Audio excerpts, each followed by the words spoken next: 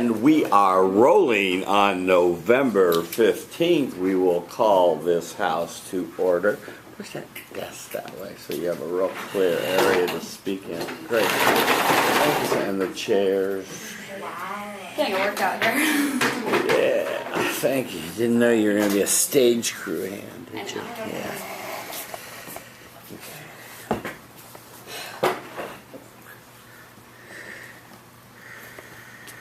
Rachel stands before you, managing attention, communicating respect, non-verbally, finding friendly eyes near the front and the center. Say your name, all computers away, phones away. Yeah, close that evil computer. Say your name. Feel a little love. Start your speech. Hi, I'm Rachel. Hi, Rachel. So I'm going to describe a place for you guys, and when I finish my description, feel free to call out the kind of place I'm describing. So it's between 90 and 100 degrees. The sun is blaring. You're in a huge field with corn stalks going from the ground all the way up 10 feet high. African American men are hunched over, dripping in sweat, picking these corn kernels one by one. White men are riding on horses, overseeing that the African American men are picking these kernels. They're not being paid, and they're not allowed to stop. What kind of place am I describing? Slavery. Yes, a slavery plantation. So if you're like me, this is initially what I thought when I watched the Atlantic documentary released September 21st, 2015, called Angora, Louisiana State Penitentiary. This is actually a current institution, jail, for men in the South. Now if you're like me, you're like, how is this possible? How is something that is so similar to a plantation still happening in the South? Because wasn't slavery outlawed by the 13th Amendment in 1865? Because, you know, everyone knows their dates. And if you're like me, you ask that question. So I look back at the 13th Amendment, and basically what the 13th Amendment said was that everyone is free except for those who are criminals. So actually Angora is not an exception, it's become the rule. Because these criminals have no rights, they don't need to be paid, they don't need to take any breaks, and they're basically being dehumanized. And so that's why today I'm going to answer the question for you guys, should the United States reform its prison system? Now by that story alone, along with 3 other points, I believe yes, the United States needs to reform its prison system. Now you may be asking this question, why is this significant to me? Why does it matter? Well, first of all, you guys all pay taxes, I hope, unless you're Donald Trump, but you should be paying your taxes. And if you are, you're basically complicitly agreeing to how prison systems are being run. The second reason I think this is really important is this is a human rights issue. There are so many people in jail, and I think America prides itself on treating everyone with humanity and respect, and it would be so sad to see that there are loopholes in our amendments that are basically taking away these rights we've worked so hard to work for. So there are 3 reasons that I'm going to tell you why the United States should reform the prison system. The first reason is that it's racially skewed against the minorities. The second reason is that there are many dehumanization aspects, including psychological turmoil. And the third reason is that the labor that is occurring in these institutions are for someone else's profit. So for the first reason I think the United States needs to reform its prison system is that the racial makeup is quite skewed against those of minorities. According to the NAACP in 2016, one of 2.3 million of those who are incarcerated are African Americans. In addition, according to the Wall Street Journal on February 14, 2013, they came out with an article about the sentencing gap in men's prisons, and they found that African American men have a 20% longer prison sentence than white men for the exact same crimes. Now, if this still doesn't apply to you, you're like, these are just statistics, I see them all the time. Who remembers Brock Turner, the Stanford swimmer who was found sexually assaulting a woman behind a dumpster and was convicted only 3 months in prison? Everyone was outraged and believed he deserved a much longer sentence. Now let me tell you another story. Story of Corey Bates, a Vanderbilt football player who was found sexually assaulting a woman. It was caught on camera, and he was convicted about 20 years in prison. Everyone believed that this was a very fair sentence, and the judge really pounded him hard. Now there's one difference between Corey Bates and Brock Turner, and that difference is that he's African American. If that doesn't show you that there's some issue in the racial discrepancies in our prison systems, then we really need to think about how we can better see these situations so that they're even across our nation. The second reason that I think that we need to reform the United States prison system is that it causes a lot of psychological turmoil to those who are actually in these systems. According to the Center for Constitutional Rights, May 30th, 2015, they did studies about solitary confinement. Now, for those of you who don't know what solitary confinement is, it's you're trapped in a 5x8 little box. You can barely move, there's little to no sunlight, food is delivered to you through a small little tray, and your 1 hour of recreation is you being cuffed by the hands and getting to walk back and forth for an hour.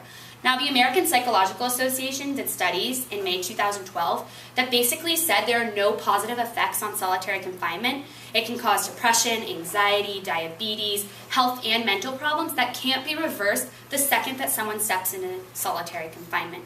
In addition, the University of Washington did a study in 2007 that basically proved that once those leave solitary confinement and they go out into the real world, once they are out there, they're twice as likely to actually be back into prisons than those who just initially were incarcerated and left on their own. Now, the third reason that I think the United States needs to reform its prison system is that the labor that they're actually doing in these prisons are made for someone else's profit.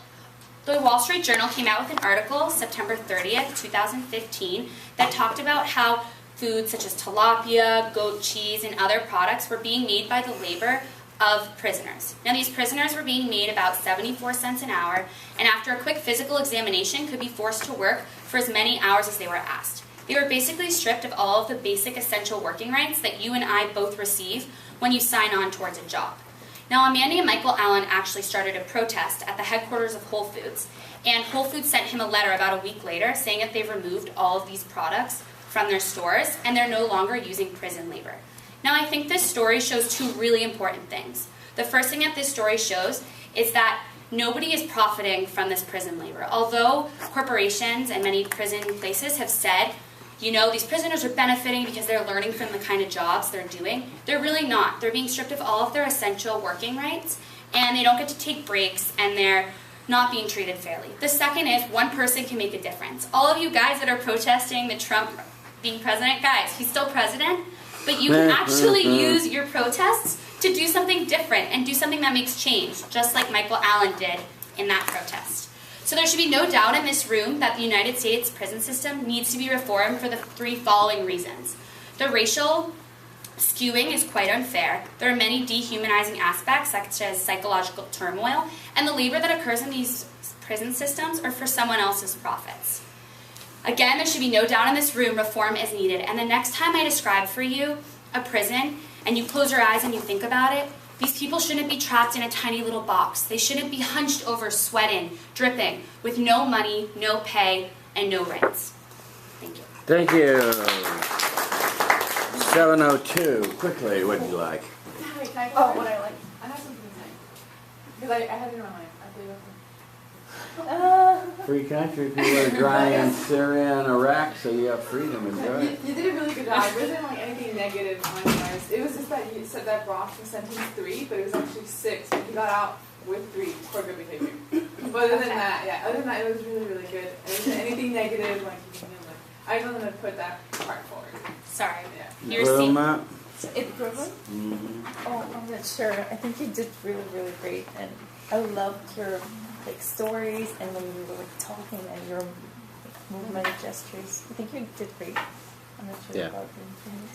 Rachel, you have the Extemp speech down, and I like the combo between your evidence and your stories. So that was well done.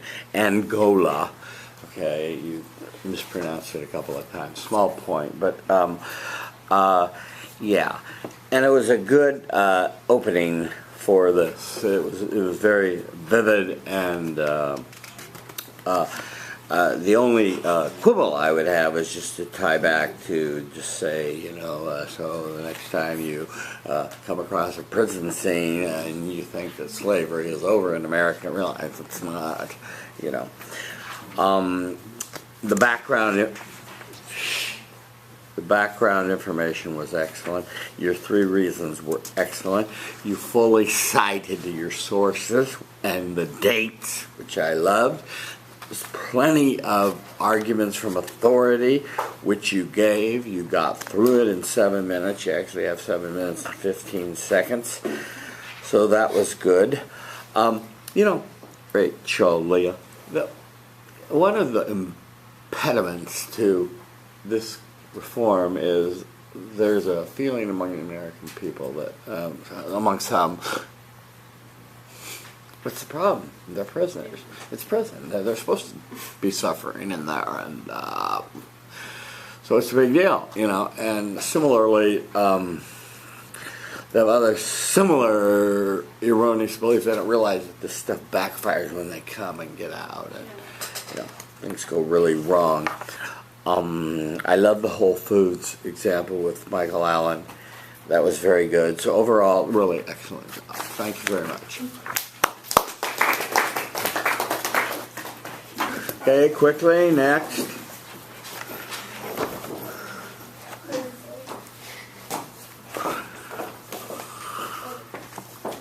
then I have my evaluation from last time. Praise the Lord. Praise the Lord. Praise.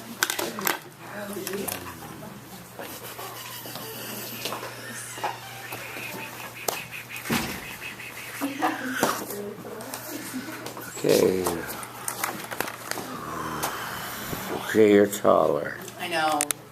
It's a problem. Doesn't mean you're a bad person. Thank you. Really means a lot. Okay, Ashley stands before you managing attention. She's texting, communicating respect. Be in this class, be in the now. Stay here with us. Finding friendly eyes near the front and the center, saying, I respect my audience.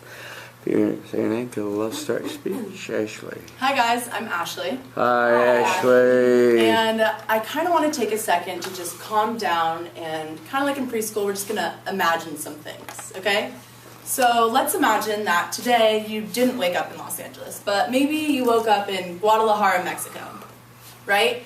And you go outside wearing, I don't know, something like I'm wearing today, and you open your door and there's a snowstorm outside, okay? Now let's imagine something else. Maybe you woke up today in northern Canada and you're dressed like you're going to a snowstorm, but instead you open your door and you should be in what I'm wearing, and instead maybe it's 80 degrees and you decide to take a top-down cruise through your neighborhood. Okay, maybe let's imagine that this class made you really good friends with Lucy, and she invites you to Australia, and you're trying to see all these tourist activities in Australia, and she says, I have to show you the coral reefs. So you go to the beach closest to her house, and instead of the coral reefs, there's this kind of like gray, brittle mush of stuff, and there's no longer an oceanic atmosphere under the ocean living in these coral reefs. These 3 examples are all things that happen with El Nino. And while we live in LA, it's kind of hard to see the effects of El Nino because the drought that we were promised that El Nino would take us out of didn't actually come, but instead, this happened all over the rest of the world. So if you still aren't sure what El Nino is, I brought a diagram. And basically the easiest way I can describe what El Nino is that everything goes upside down. So places that are warm are now cold, and places that are cold are now warm. So like the places I mentioned earlier, Mexico is now wet and cool, and Canada is now warm. So places like the rainforest don't get it, and Los Angeles was supposed to get the rainfall, but we didn't. So it's hard to see it. But today I was tasked with the question, is it too early to give up on El Nino? And my answer to this is yes. Again, we lived in Los Angeles. So we didn't see El Nino, but it happened to the rest of the world in the last 15 months.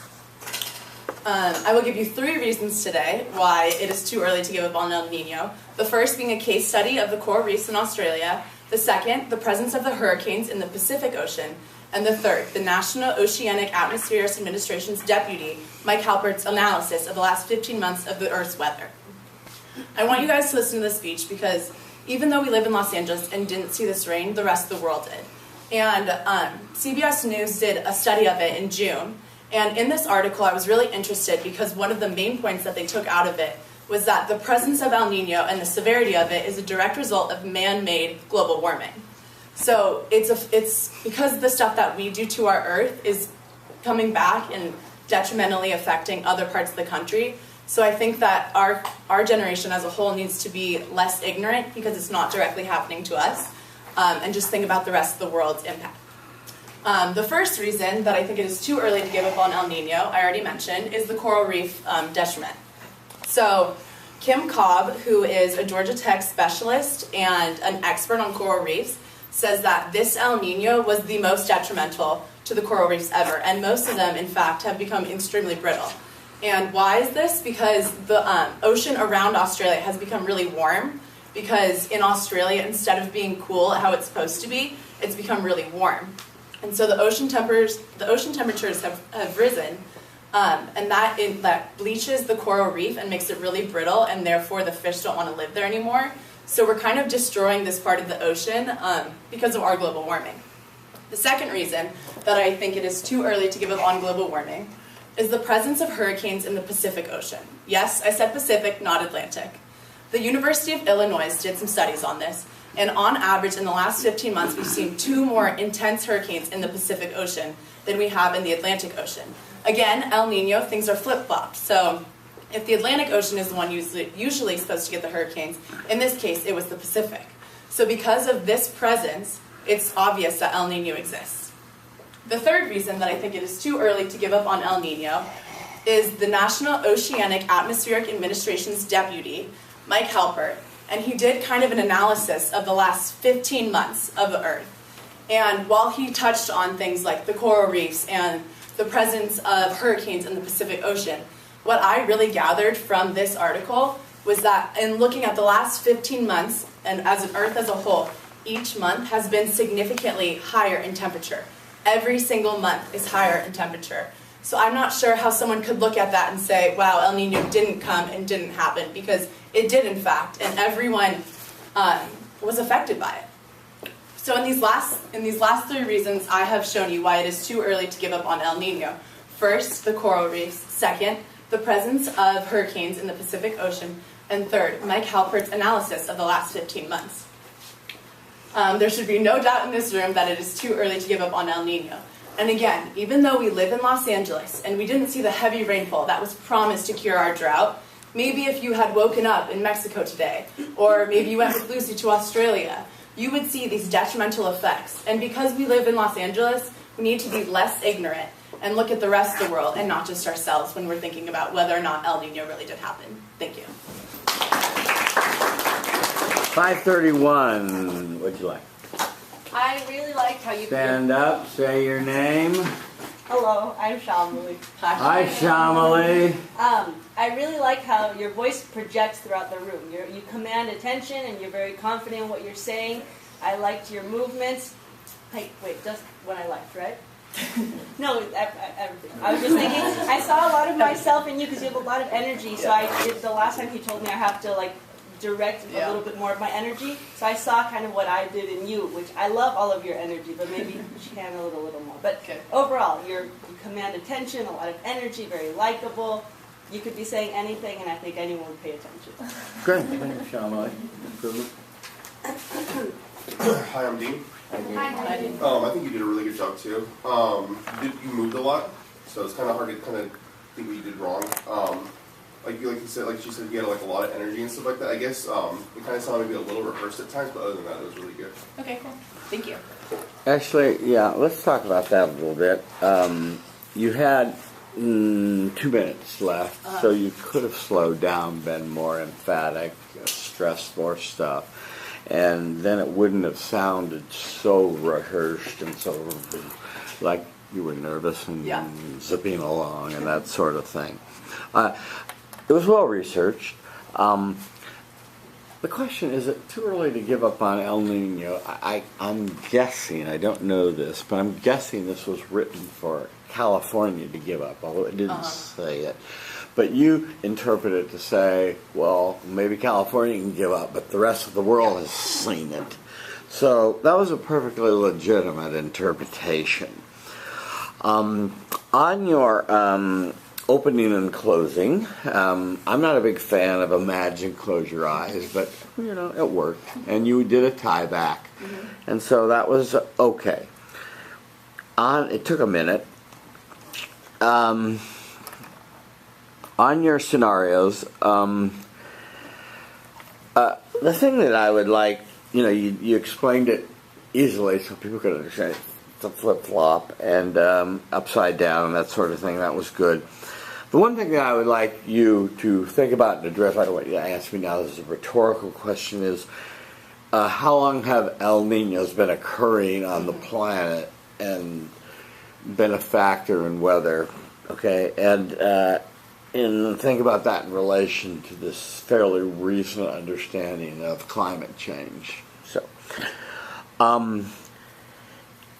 and you said, is it too early to give up on El Nino? And to this I answer, yes, it's too early to give up on El Nino. Now, just out of curiosity, do you think that El Nino still might come to California? Or No, I don't think it's coming to California. But it's I a think that dead letter if it issue doesn't in come to California, you should still but care other about it. places. Right. Okay, good. Fair enough. You cited the Georgia Tech, Kim Cobb, and CBS. Needed a date, so we... June of this year isn't a date enough. Did you say it? I thought I did. Okay, I didn't. Yeah, I didn't. Did you say it? I didn't hear you say it. Okay, good. El Nino. Your second reason, hurricanes in the Pacific was well taken because the big prediction of, about the hurricanes coming in the Atlantic from warming have never materialized, unfortunately, for the Al Gores of the world.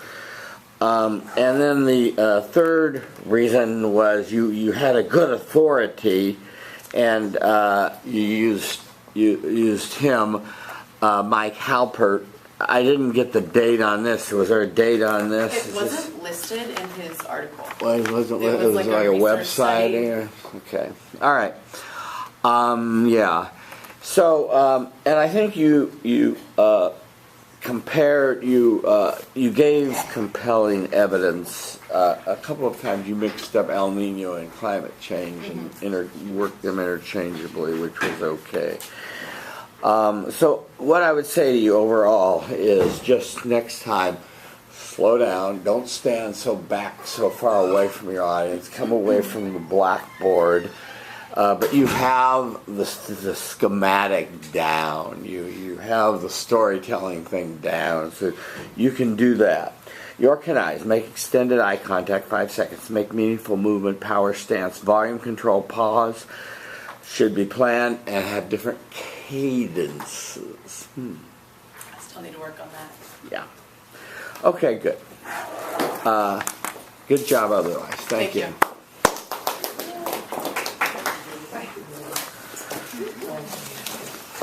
Okay, next.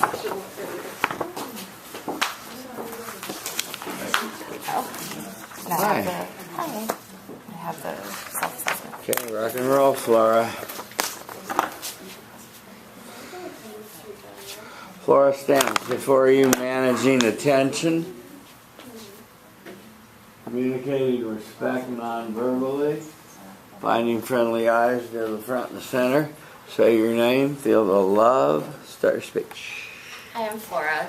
Hi, Flora. So, really briefly, imagine that 15 years ago, someone told you that in 15 years, you'll be able to access all the information of the world and enjoy all the entertainment at your availability on a device no bigger than your palm and no thicker than a notepad. You'll probably be like, yeah, right, and just laugh. But here we are, 15 years later, with a device that can do all of those things and more.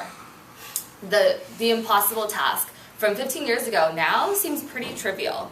And that's exactly where we're at right now with virtual reality. It's hard to imagine that anything, especially not something as small as a mini visor, can take you and transport you to a different world. But currently we're at a tipping point, a critical point, where soon VR will be adopted by everyone, just like our smartphones. So today I'm here to answer for you the question of, is now the time for virtual reality? So especially for people who've never tried VR, I would like to give you 3 reasons for why I think now is the time for VR. So due to, first, the improvement of technology and the transition of devices. Second, the recent and increasing adoption of VR in non-gaming related industries. And third, the fact that VR is changing the lives of the people right now, I believe that now is the time for virtual reality. So I know that our generation, is like the millennials, we love to engage in new technology and love to do things that will make an impact in the world. And so the faster we start to experience, understand, and advocate for virtual reality, the faster VR will help us change the world. So the first reason why I believe now is the time for virtual reality is because of the improvement of technology and the transition of devices. Although VR, the idea of VR actually started around 20 years ago, the technology then wasn't able to keep up with this innovative idea. In fact, the headsets 20 years ago were extremely bulky. It was like you had this big computer on your head, basically. It was extremely bulky, very inconvenient, and they were extremely costly, around $50,000. But now, the things that costed a fortune, you can get a headset now for anywhere between $1,000 to even $10. So regardless of your budget, there's a headset out there for everyone because there are so many options, whether it's Samsung or LG, there's so many options out there for you. But further, nowadays headsets don't require a compatible PC. You can enjoy virtual reality demos, games, trailers, and even films simply with a compatible smartphone. And so according to Mashable from May of 2016, ARM Holdings, which is the company that basically produces all of the world's, or most of the world's architecture for their mobile processors, said that they're announcing a new type of chip called the Cortex A73 that is designed with virtual reality in mind. So therefore, the compatibility of virtual reality within smartphones will soon extend out to all of the smartphones of the future, which announces that the transition of devices and the improvement of technology really calls for VR to be adopted more frequently in the future.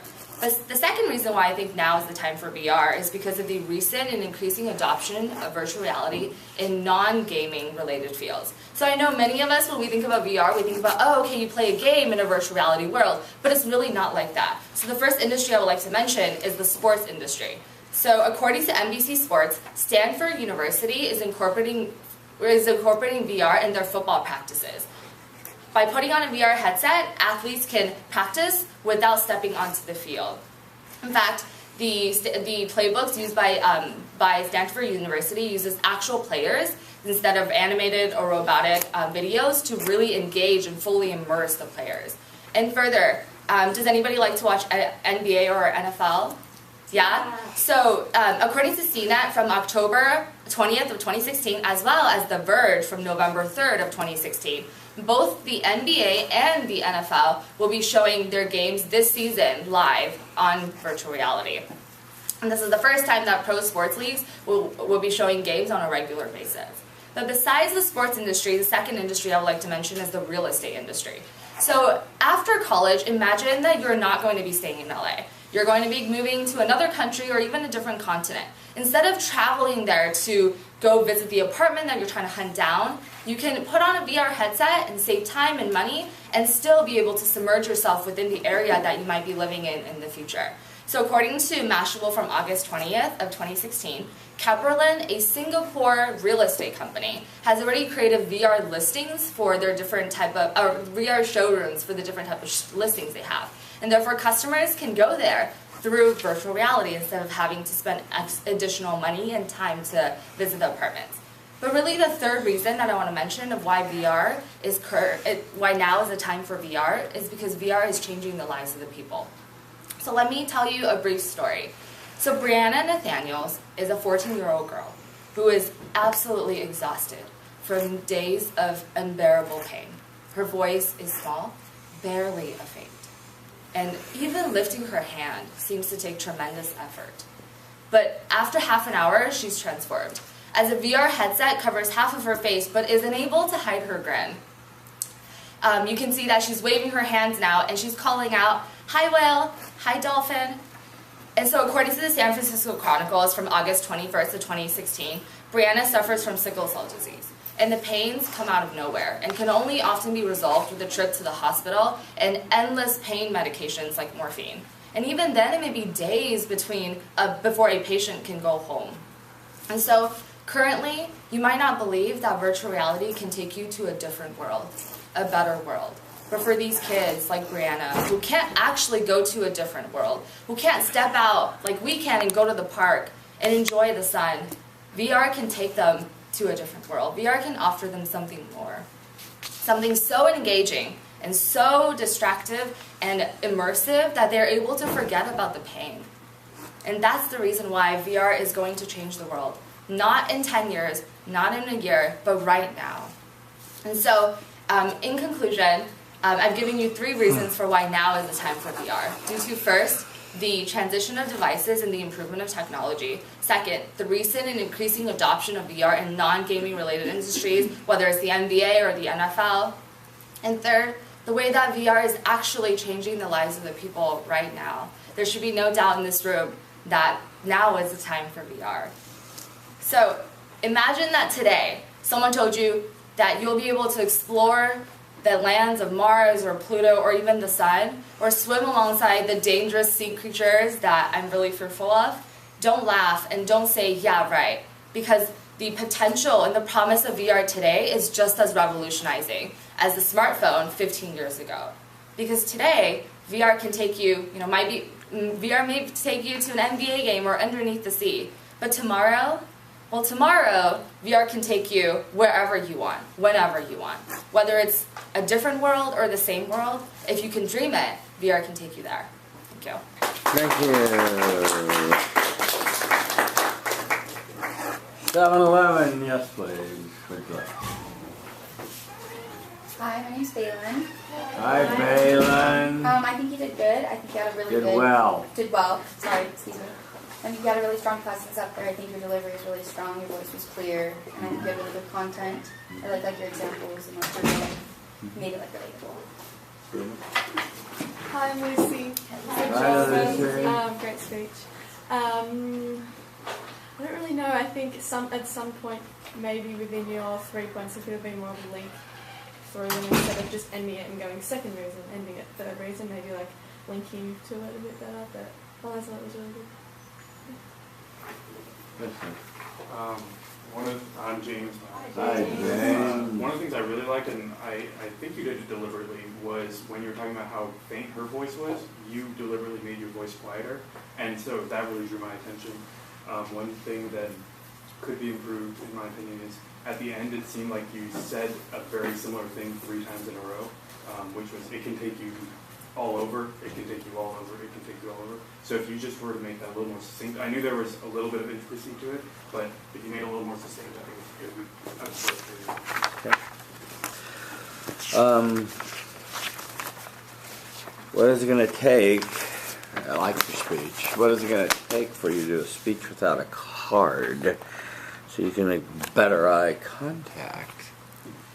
Let's talk about that for a moment. What's the crutch of the cards? Do you not trust your memory? Yeah, I have really bad memory. Uh-huh. And so I'm afraid I'm going to forget like the different dates or different places where the articles came from. Yeah. Yeah. Well, maybe put them in your pocket and bring them out if you have to, but you'll never trust your memory if you don't give it a chance to fly. It's like training wheels on a bike. You never ride it without them if you don't try to ride them without it. Well, like the speech, like when you got quiet, it was delivered at a pretty fast clip. Would have liked to have had a little more definition of what is virtual reality. Don't assume that everybody knows and has an idea. It's this thing you put on and it makes us be on Mars or whatever. The quality is always been the key of how good and how much people want to do it. And so when you and I were talking, you were telling me that the quality is significantly improved, so that's good. Your 3 reasons were well argued. Your SIG statement was good. Your transitional improvement of technology and the transitional devices and the cheaper headsets, $1,000 to $10. Using smartphones, yeah. You get out of the power stance occasionally like you are now, so walk in like you're a tripod. I was intrigued by the Stanford experience, and I thought that was good evidence of a practical application of it and not having to undergo the banging of the head and the injuries and the other things that come with getting out on the field and so forth. So that was good. And the real estate was really obvious and good. Third reason, San Francisco Chronicle in 2016. So this makes her happy and smile and apparently reduces her pain, forgets her pain. Okay. Wasn't exactly clear. Summary, conclusion, and tieback were all good. Your goal is make an emotional connection with your audience and tell stories that will attract the attention of my audience. How'd it go? I think I went well. Okay. I think, like using my voice helped. Yeah. And I would just like to see you be cardless for your final speech if you can be. Okay? Thank you. Next.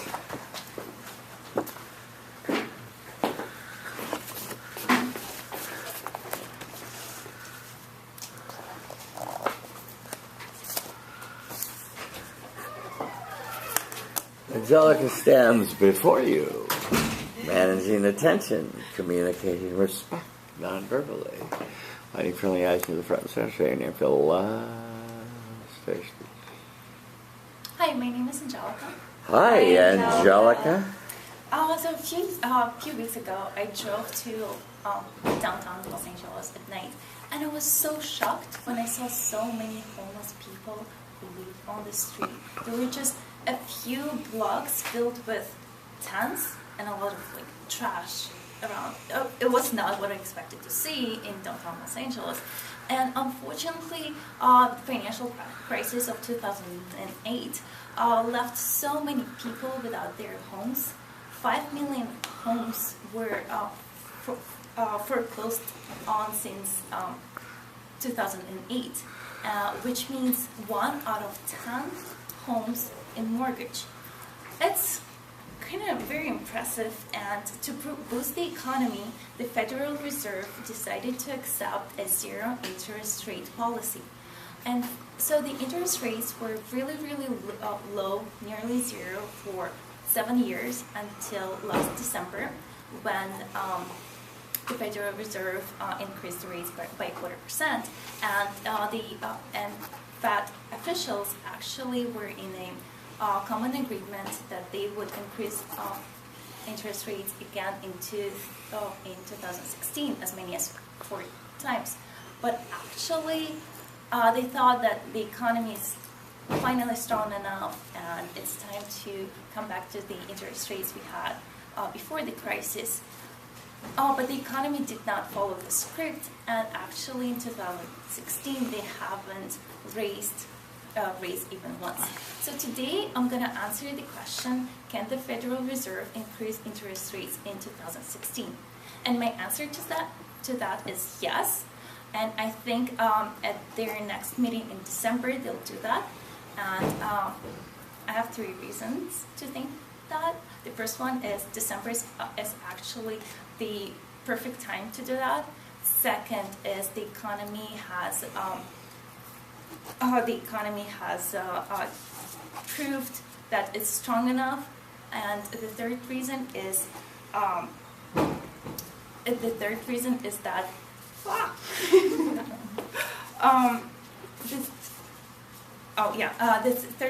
that low rates are actually not good for the economy in the long run because they increase uncertainty and risks. So the first reason, I think, one might ask, why should I care? Actually, we are all of us are players in the U.S. economy, and so in higher interest rates mean that it's more expensive for us to borrow money, means homes, cars, credit cards. So if you or your family member is looking into investing in a car or home, now is the time to do that. Because later it will be more expensive. And when I told my mom how much I paid, like how much my interest rate was for my car, she didn't believe me because she lives abroad. Over there it's 30%. Here it's like nearly zero. So don't miss out the opportunity. Like if you want to do it now. Okay, so the first reason why I think that the Federal Reserve will increase interest rates in 2016 is that December is the perfect time. In the beginning of the year, the economy growth wasn't that fast, and the numbers didn't reflect the expected numbers. In the summer, Britain decided to leave the European Union, which increased which added a lot of uncertainty and risks in the global economy, and it was not the perfect time to act. Then meetings in September and November were just too close to the presidential elections, and I think the Fed didn't want to act before that, just to not be accused of playing politics. So this leaves December, their last meeting, and I think they will increase the rates. And actually, a lot of investors expect that. And according to this article in New York Times from November 2nd, 2016, the chances of that are around 75%. The second reason why I believe that the Federal Reserve will increase interest rates in 2016 is that the economy has continued to show steady strength. The Fed looks at two numbers, the unemployment rate and inflation rate. So the unemployment rate was about like 5%, which is pretty low, but inflation was really low, and that's why they didn't raise anything like in the beginning of the year.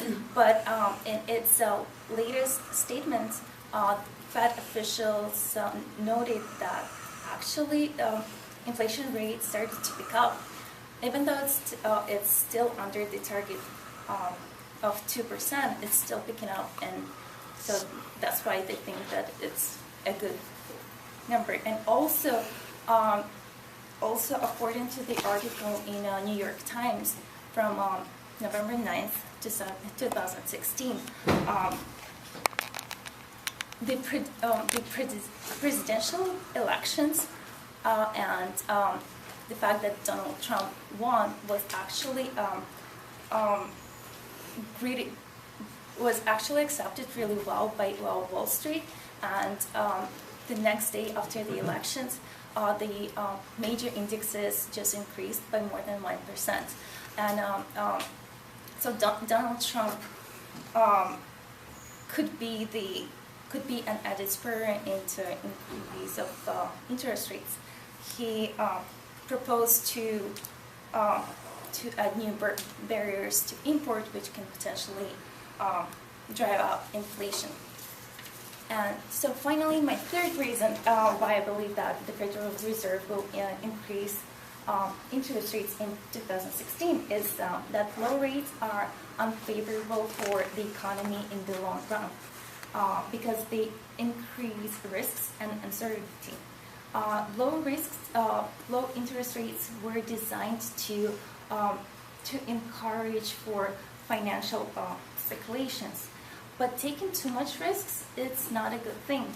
And the longer the rates stay low, the more risks there are. And Fed officials highlighted some areas like commercial real estate, and also they're also worried about the problems they cannot see.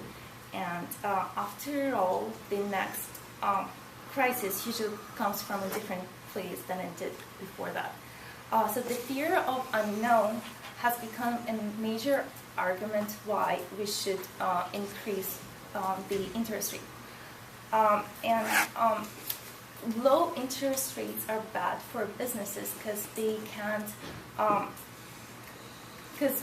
maintain profitability or even make business models in the long run. So today I've shown you 3 reasons why I think that the Federal Reserve will increase the interest rates in 2016. The reasons are that December is finally a good time to do that. Second reason is the economy has continued to show strength. And the third reason is that low risks are unfavorable for the long run in the economy. So there should be no doubt in this room that the Federal Reserve will increase rates in 2016. And zero interest rate policy was a smart move by the Federal Reserve, just to get over the crisis. But it was a temporary measure, and I think now is the time to move forward. And even though there was nothing done in the homelessness issue, the economy actually strengthened a lot, and so now it's time. Okay, thank you. 8:49. What'd you like? Hi, I'm Rachel Leah. Hi, Rachel Leah. I really liked some of the personal anecdotes you used. So when you were talking about your mom in Europe with a 30% interest on her car, that was definitely unexpected, and it applied really nicely. And then your example on Donald Trump, because the media was showing how much the markets were actually plummeting when he was first elected, to show like, oh my God, we're all going into crisis. But as you showed, that's not the case. And I really like that example because it was relatable. Cool. I thought you had really good hand gestures, and I also, like Rachel, Leah, thought that you had a lot of good examples. I think you and I have the same problem where we need to mix up our cadence of our talking, so that it kind of draws attention to different things. But you moved around well, and yeah, good job. Thank you. Quickly, Angelica. You chose a weighty topic, and you spiced it up a bit with your mother's story and some other stories, and tried to sell an economic topic, which is generally, as I think you've heard me mention in class, they can be a little boring, and so you really have to work hard when you do an economic topic to keep your audience awake and interested, because they go, oh, snooze, inflation, unemployment rate, So it was a challenge, and I thought you rose to the challenge fairly well. You were a little wordy and a little long, so you needed to work on timing your thing so you don't go over time, and keep it within the timed limits. But you had the right arguments. I liked your significant statement, why should I care, and the story of your mother. I think in the New York Times, I guess, was the most compelling piece of evidence you had for a 75% chance that the feds will raise it in December after the election. So I guess that we'll see. Yeah. On the second reason, your indices are all lined up and down, and as Rachel Leah pointed out, the world didn't end when Donald Trump was elected president. In fact, the opposite occurred, and so as you point out, all the major indices are up. So. And you point out that the low interest rates in the long run are just not good for society. You can't do savings, you can't do commercial real estate, etc. Summary was good, conclusion was good. You as your colleague suggested, you need to have some vocal variety, work on your diction, your pronunciation, so it's still more clear and crisp. You said, make my speech stickier, feel confident, and don't forget to move. How'd it go? I think, I don't know, on the first one, I'm still working on it because it's kind of hard for me to like give stories about economics. It's just Yeah. hard. Yeah. Yeah, but everything else I can control. Okay. Good job. Thank you.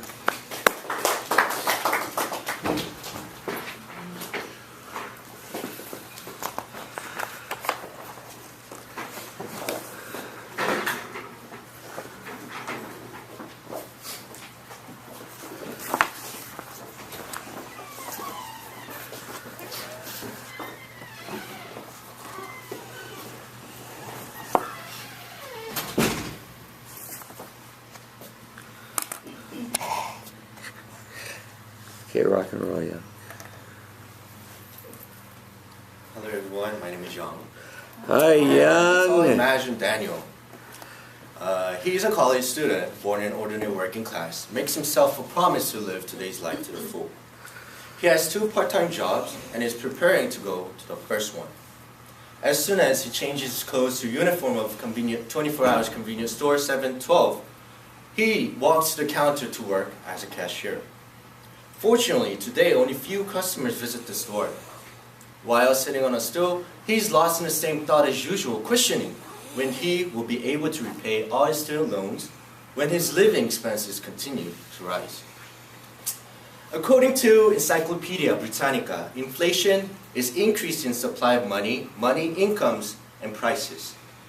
Many financial experts argue that consumers should not be worrying about rising inflation since it is evidence of persistent growth in general economy. However, for working and lower middle class that comprise roughly 60% of US population, a slight increase in inflation can largely impact their living expenses. Therefore, you should be worrying about rising inflation, whether or not you're in the 60% of US population for these specific reasons. First, there's a gap between rising inflation and level of minimum wage. Second, inflation predicts low consumer confidence. Third, we should not forget about low-income families who are living in the same country as we all are. First reason to worry about rising inflation is due to rate of minimum wage increase. In 2009, the federal minimum wage has increased to $7.25 from $6.55. However, ever since then, the amount stays the same while the inflation has increased 2% in average annually. In fact, according to broad labor statistics, when it is adjusted to inflation, the average salary raise, the federal minimum wage is equivalent to $6.90, which is less than $7.25. In comparison to average salary raise, the negative impact of inflation on consumers is even more noticeable. According to Marshall's Planning Survey, our average salary raise in 2015 was 2.8%, which is higher than the rate of inflation. However, when thinking about paying 2% more on current price of daily products such as food, gas, clothes, then the average of 2.8% of our salary raise sounds unreasonable. In addition, inflation predicts low consumer confidence, leading to my second reason why US should be worrying about rising inflation. If gas price records high during the winter, then low consumer confidence and fear of high winter heating costs decreases the consumption rate of other goods. There are not many fresh food ingredients that we can purchase with $50. After making a payment of a steak and its sauce with some salad ingredients, there will not be any change left.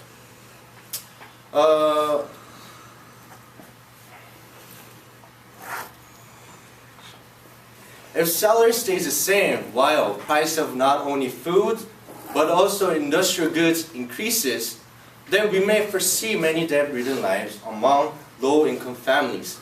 leading to my last reason why U.S. should be worrying about rising inflation. Inflation hits the poor the hardest. It is getting more expensive to be poor.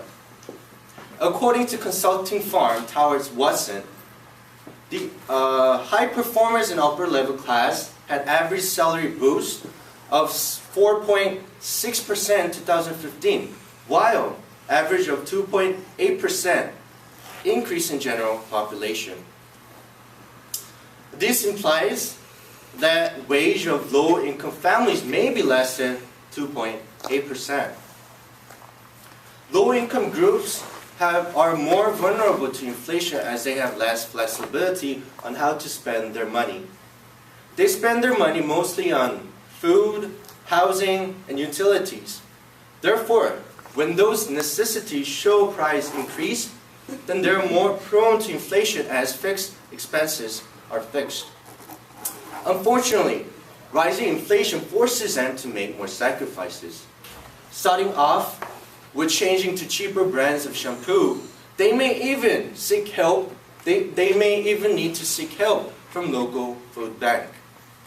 We must be concerned whether just 1% increase in inflation is really a 1% increase in low-income families. In summary, I've shown you 3 reasons why U.S. should be worrying about rising inflation. Normally, inflation increases as economy expands. However, it does not increase the standard of living, especially living standards of 60% of total population in U.S. I would like to refer back to the story of Daniel. He is preparing himself to go to his second part-time job, Burger Quinn, where he works as a part-time crew. Burger Quinn. While flipping on meat patties, he remembers what his manager told him before his work.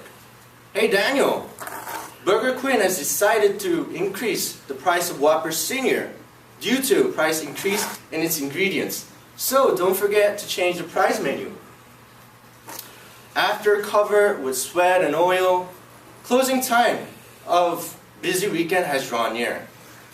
After he finishes washing up, he goes and changes the price of Whopper Senior, while doubtfully asking himself, what about my paycheck? Thank you. Thank you. 641. Hello, I'm Lauren. Hi, Lauren. Hello. I think you did a great job. Your pace was really easy to follow because you were pausing a lot and like speaking really clearly. I think an area of improvement would be to include like a case study. Like we've gone through times when there's periods of inflation and deflation over the course of our economic cycle, and to kind of point to like this is what happened last time we saw a lot of inflation, etc., just to kind of give it more of like a real feeling. But I like the like theoretical anecdotes that you posted. That's a good suggestion, Lauren. Thank you. Improvement. Hi, I'm Flora. Hi, Flora. So I thought you did really well. I really liked your beginning and your ending. I think your play on words or restaurant names were really clever, like the 712 and the Burger Queen. So that was really awesome. That was good, yeah. And I also thought it was cool how you talked about like 1% is for 1% means something different for like people with low income, and I feel like that really put it into perspective that it's not like what we're thinking of 1% may not impact somebody else the same exact way. And I think that was like really helpful. Good. Thank you, Flora. Daniel, step closer away from the. Don't stand so close to the screen.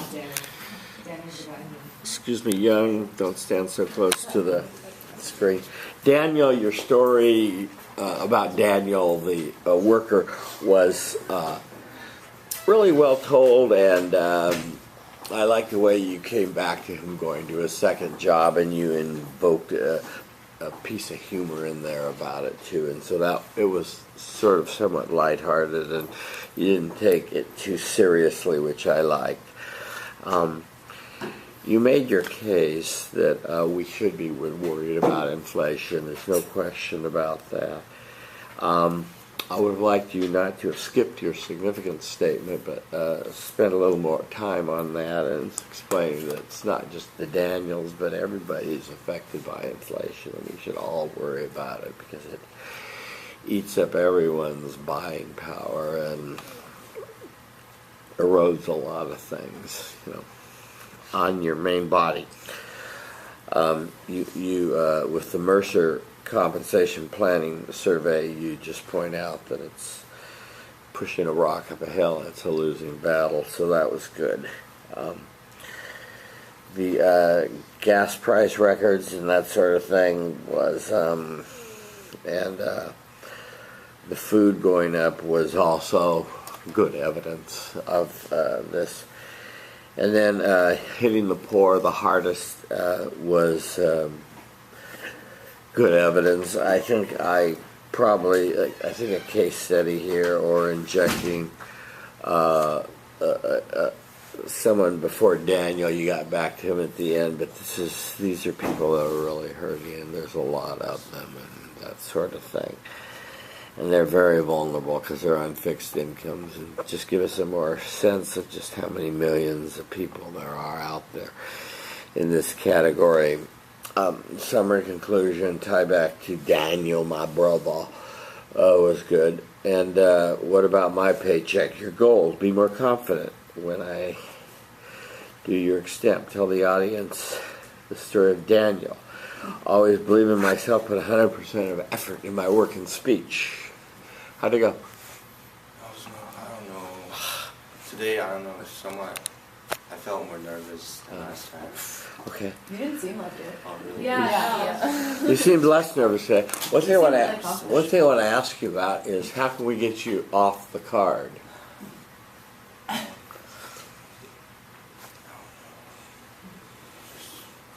my best. Yeah, okay. Try it without it a few times. Have someone else hold it while you're practicing, and test your memory a little bit, stretch it, But yeah, speak your speech aloud, forward, backwards, and sideways. The Daniel story is my opening. The Daniel story is my closing. 3 reasons. 1, 2, 3. Okay? Thank you.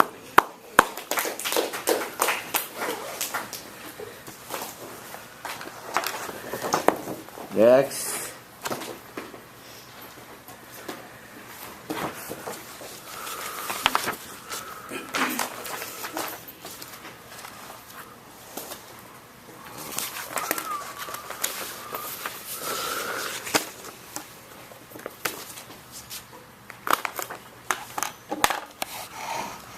Oh, you're a different height than Daniel. You go that way a little bit, please. Yes.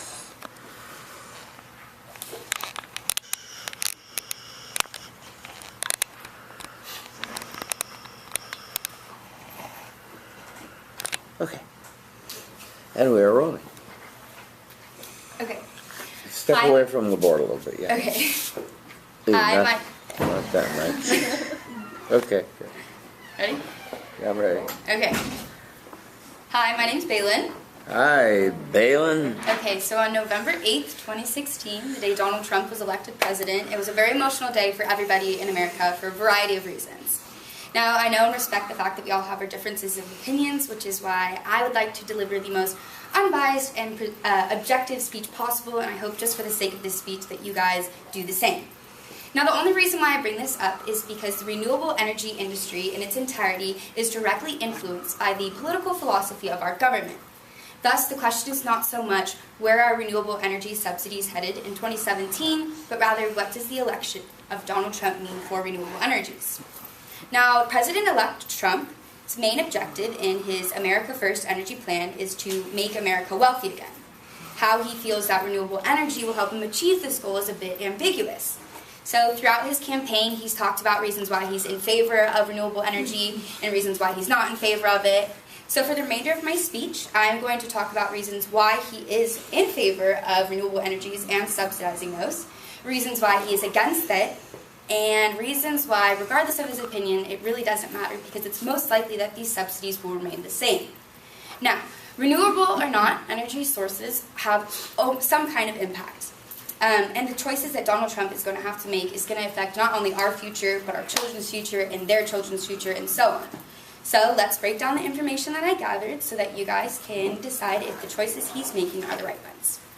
Okay, so first let's start off with reasons why Donald Trump is against subsidizing renewable energies.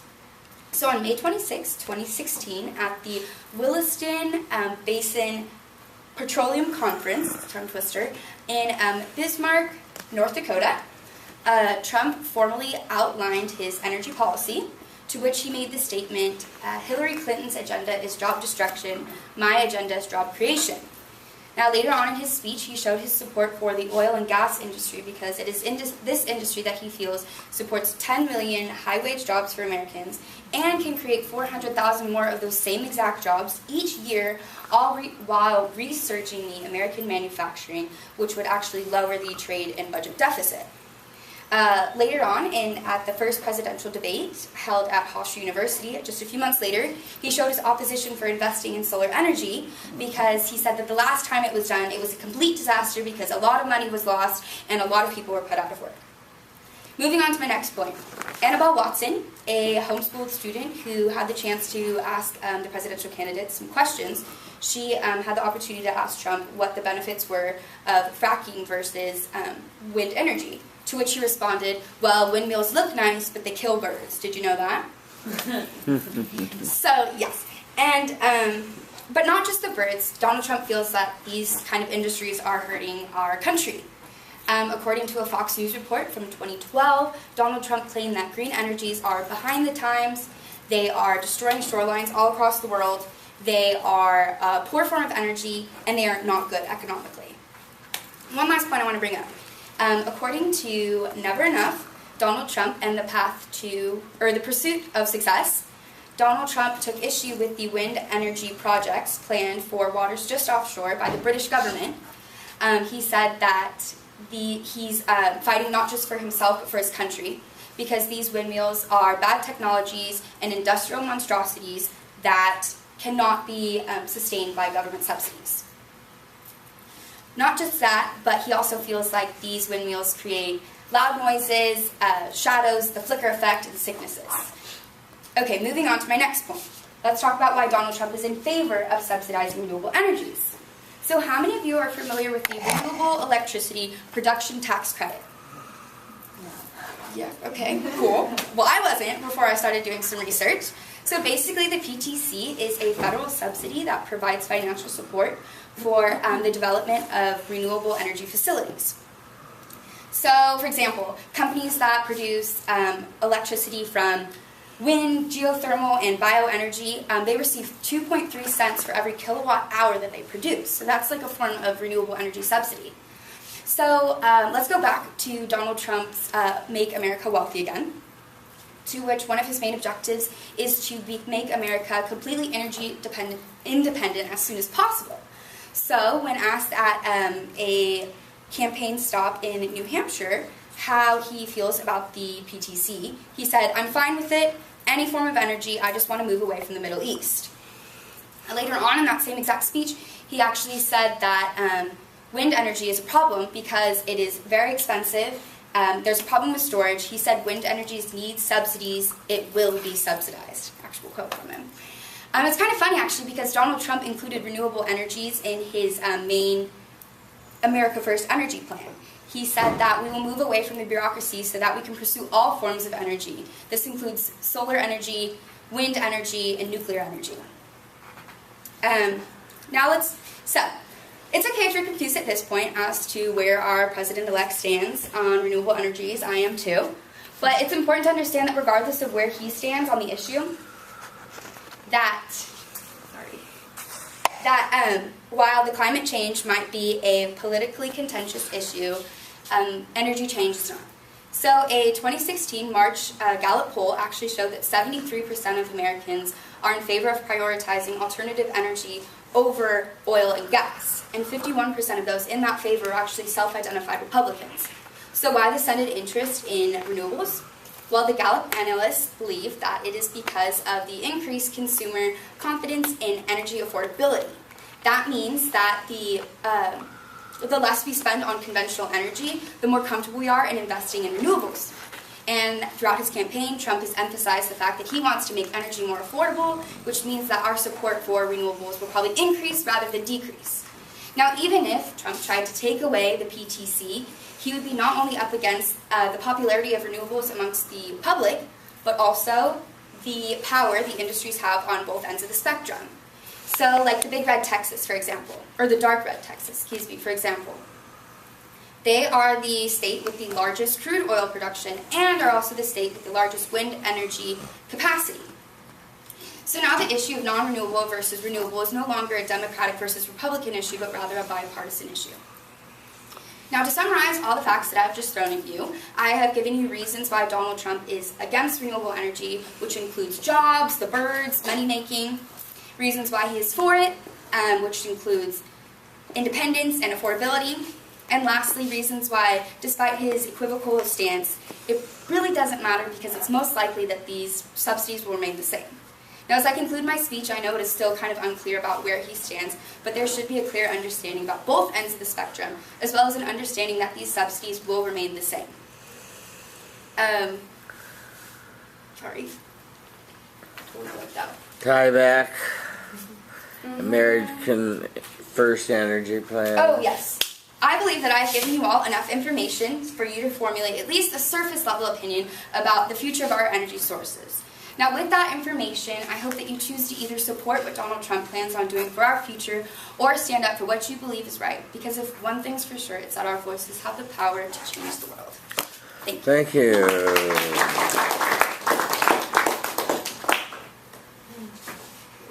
Hi, I'm Peter. Hi, Peter. What I liked about it is how you were clear. You used a lot of hand gestures, and you were very. You weren't loud. You weren't quiet. It was just like a perfect tone throughout. You did emphasize when you needed to. You knew all your dates, and you referred to it very few times. But other than that, it was really good. Hello, I'm Karina. Hi, Karina. Hi, Karina. I don't think she needs improvement. I think she did very well. Sure. Yeah. I'm the wrong person to ask for improvements. No improvement. Okay, good. Well, gosh. Balin, you really knew your speech well, and I admired that. And we're almost out of battery, so I'll try to get this in before I have to change the battery. I think you were wise and correct in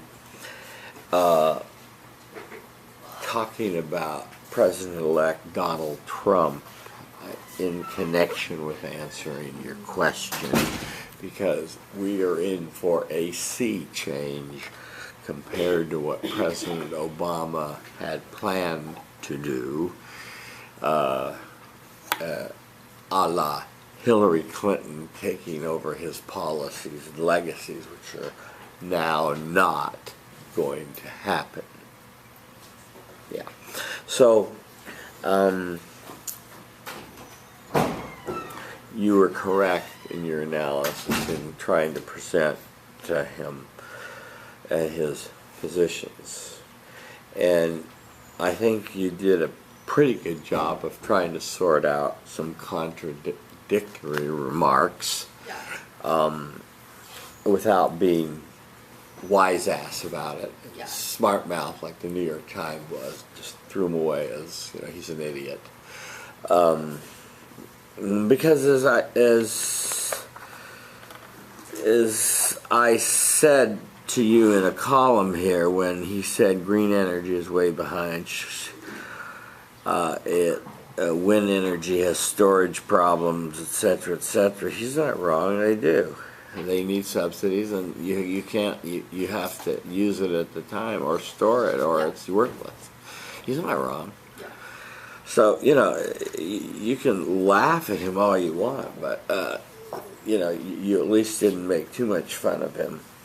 So good. Bismarck, North Dakota. How ironic! We're having a protest against that very spot here on UCLA campus today. He wants to create jobs, and he's going to build that pipeline. and so the delays are going to stop and it's going to get built. And so there's going to be much more oil and gas production. You can count on that. He's going to try to put some more coal to use and sell it to the world. You can count on that. Okay. On your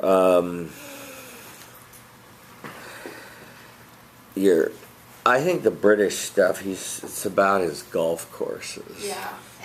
His colors, his opinion of what the British are doing over there, destroying the aesthetics of his golf course with their big wind farms.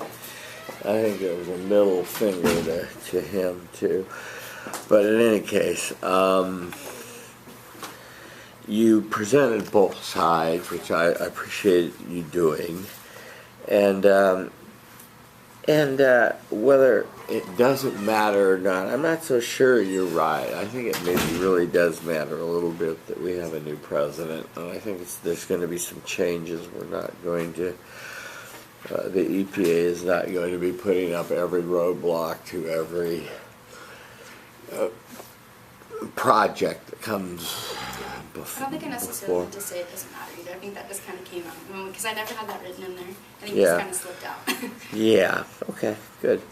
And I'm sorry that you didn't get it at the end, you know, your tie back, but that was no big deal. You said don't look at your paper, don't come off as nervous, and make strong eye contact with your audience and move around. How'd it go, Bailey?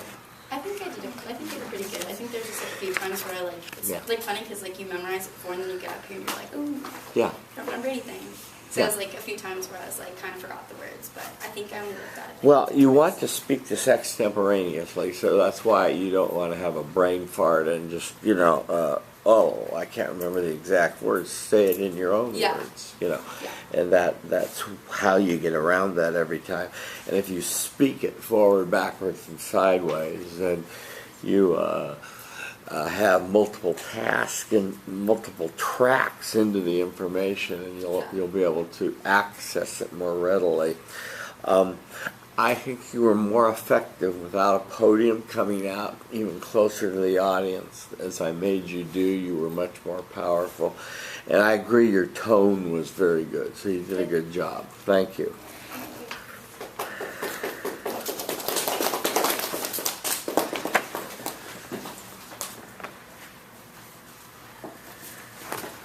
Okay, next.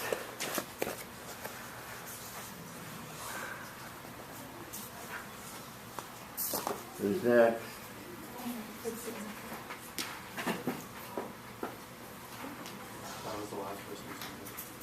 Well, we have 20 minutes. I can't. You can go? Okay, go. I was going to show some videos of some speeches, and I was going to show an impromptu. I'm going to do that next week too. But can we sign up for impromptus now? Can you what? I think people already have signed up. Not everyone. Okay, you need to sign up for the impromptu. Okay. Okay. So how is it different from this one? Okay, I'll tell you in a minute.